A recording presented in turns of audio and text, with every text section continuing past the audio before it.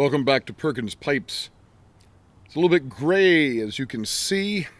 You can almost see the chill in the air. It seems appropriate for the piece of art we're going to talk about today. It's part of the reason I've got a blue cap on and blue shirt. Goes with the blueness of the art.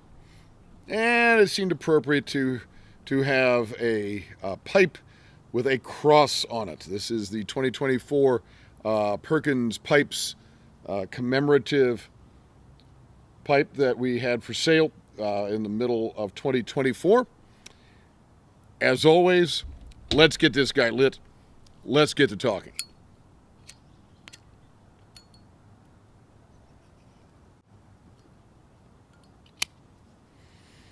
Several years ago, many years ago, really, I honestly don't remember when it was, that my wife and I, and maybe our children, were at the Cincinnati Art Museum.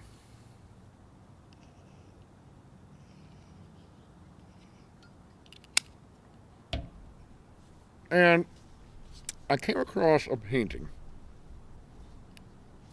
by Edward Timothy Hurley, an American painter.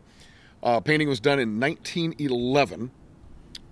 I'm just going to go ahead and bring it up, and I will tell you that while I'm going to record this, I'm going to be looking at this piece of art myself, because there's some things I want to remember about it. So I'll go ahead and bring that piece of art up for you now. It's called The Midnight Mass. What you'll notice is, as we kind of work our way from the top of the piece to the bottom, the whole piece, with the exception of the few lights in the church, are the colors are really all in shades of bluish gray, right? You've got this wonderful slate blue sky. The sky feels very heavy, very cloudy.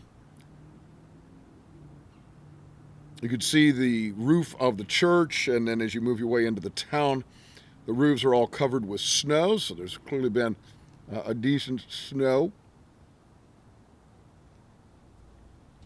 Church is lit, you can see that through the windows. Getting ready for midnight mass. The other buildings, of course, lights are out. Either people are asleep or they are at the church for the midnight mass. And as you see these other buildings, they seem fairly humble. Some of them may be family dwellings, others some places of business or manufacture. Absolutely nothing special about this town or this village. And yet this is what Hurley decided to paint. Came upon this, it's on display there at the Cincinnati Art Museum. I distinctly remember standing there and just staring at the painting. And as I recall this, my wife came around the corner. She asked if, kind of ready to move on, see some other things. And in my recollection of this, I said no. I asked her to go on and see whatever she wanted to see. I wanted to stay with this painting for a while. And in my memory, I stood there for a very long time. Could have been a half an hour or so, staring at this painting. As I stared and really was drawn into the piece, a story began to come to mind. And as I stood, I basically wrote a story in my head. Fortunately or unfortunately, I don't know, I never wrote it down.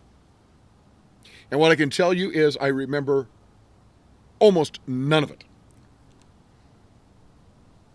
What I can tell you is that it was a very detailed story. Somehow I knew this scene. I knew this moment.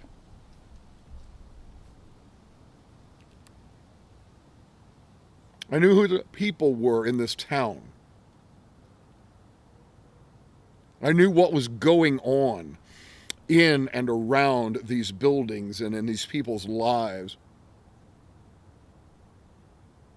And you may be saying, what people? And you'd be right. If you look carefully, there are no people in this painting at all.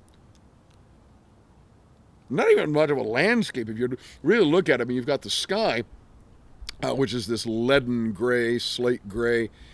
You've got there by the church, as you're looking at it off to the right-hand side there, the indication of maybe some bare trees. And then you go down into the back lot, perhaps backyards of these buildings. You see some fences there. Presumably that's grass or ground covered in snow, but no other trees, no other bushes, so you don't even really have any other natural life. The only sign that there are people around at all is the lighting within the church. But you don't see the people themselves. Now, somehow or another, this stark, bleak painting drew me in, inspired within me a fully fledged story, a narrative about what was going on, the people and their lives and the activities and what was leading up to the celebration of this midnight mass. One might reasonably think it's Christmas, given the winter setting, of course. You can see that, although there are no Christmas decorations in the piece.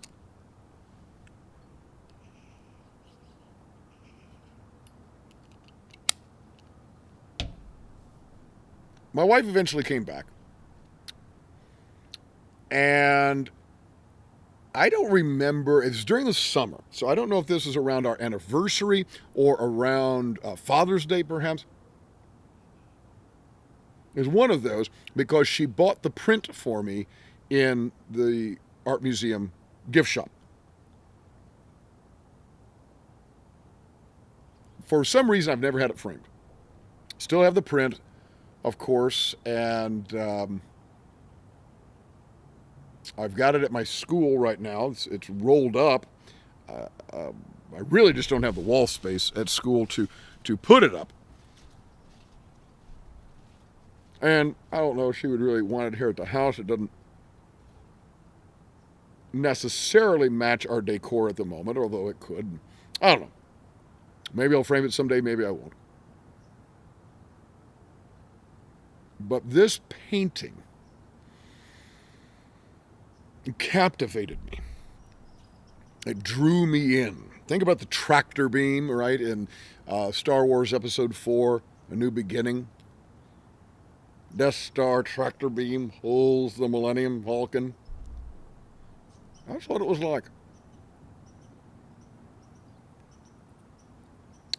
What is it, that Bangles song from the 80s? The sky was a hazy shade of winter.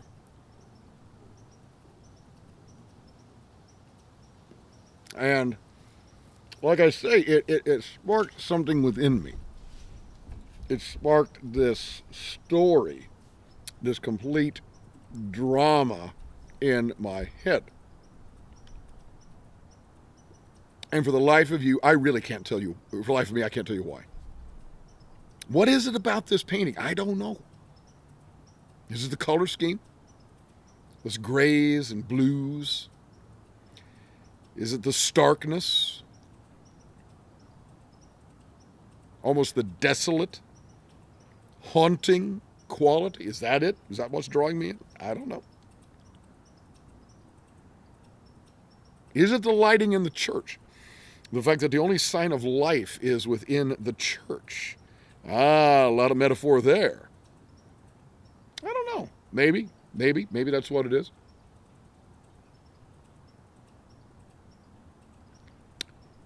But what I can tell you is for about a half an hour, one day at the Cincinnati Art Museum, I was transported through this painting, indeed, to another time and place. As I look at it now, it still has quite a bit of meaning for me and feel for me. I don't feel what I did that first time. Whatever the story was, and again, it was a just fully fledged story. I mean, just the detail was amazing in my mind. Don't remember any of that at all. And that isn't to say that I couldn't sit down in front of this painting and conjure up something else. Probably could, but like I say, that's not there now.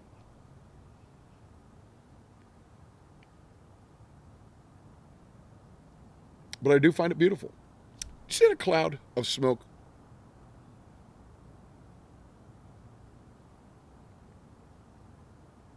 Something like that. That wispy, ethereal moment captured on canvas. Like the wispy, ethereal wafting of smoke against this, which is in fact a November sky behind me. So talk to us a little bit, would you? Talk to us. For multiple questions. First, do you know this painting at all? The Midnight Mass by Edward Timothy Hurley. Just curious if you know it. Have there been pieces of art that have transported you, mesmerized you, captivated you, pulled you in, drawn you in, taken you somewhere? And if so, what are they? Share them with us. We'd love to hear. What works of art have had that effect for you, if indeed any have? And then coming back to the Hurley piece here, the Midnight Mass painting. What do you think of it? Do you like it? Is it depressing to you? Is it haunting yet touching and drawing to you? Would love to know your thoughts about this piece of art. Folks, as Malcolm Guite likes to say, I do these little things in order at last to do nothing. Or as I like to say in Latin, Parva ago ut tandem, nihil agam. Have a wonderful day.